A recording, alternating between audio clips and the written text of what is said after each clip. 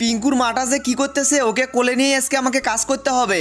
আরে সর্বনাশ, তুমি কি আমার বাবুকে পুকুরে নামাবে নাকি? পুকুরে নামাতে যাবো কেন? ওর জন্য তো আমি কাজই করতে পারতেছি না। তাড়াতাড়ি নাও ওকে। হয়েছে, বাবু থেকে কাজ আগে আসলো নাকি? বাবুকে সামলানোর দায়িত্ব তোমার, আমাকে দিয়েছো কেন? দেখতেছো না আমার কত কাজ, কতদিন থেকে বাথরুমের পাইপটা নষ্ট হয়ে পড়ে আছে। পিঙ্কুর মা কোথায় গেলে? তারটা উপর দিয়ে টান দাও তো। দিচ্ছি, আমাকে ছাড়া তো একটাও কাজ করতে পারো না তুমি। ঠিক আছে যাও, তোমাকে লাগবে না, সব কাজ আমি একাই করে ফেলবো। ঘরের ভিতরে কি করতেছো? কারেন্টের লাইন টানবো, কারণ ঘরের ভিতর তো এখন পর্যন্ত কোনো আলোর ব্যবস্থা করা হয়নি। ঠিক আছে, তুমি কাজ করো, আমি একটু বাগানে যাচ্ছি, দেখি আমার কাছে কোনো ফল ধরেছে কিনা। আরে বাপরে, অনেক সুন্দর ফল হয়েছে, সবগুলোকে ভেঙে নিয়ে যাই। দেখেছো, এর ভিতরে একদম লিচুর মতো। কই দেখি আমি একটু খেয়ে। খবরদার হাত দেবে না, এগুলো আমার গাছের ফল, আমি দিব না তোমাকে।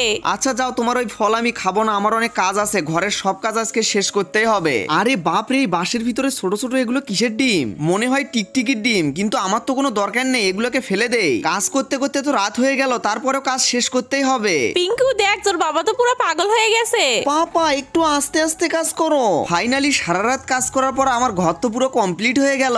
এই যে পিঙ্কু দেখ, তুই বড় হবি, তোর একটা বউ হবে, এই জন্য আগে থেকে ঘর বানিয়ে রাখলাম। বন্ধুরা, তোমরা ভিডিওতে লাইক করে চ্যানেলটি সাবস্ক্রাইব করে দাও।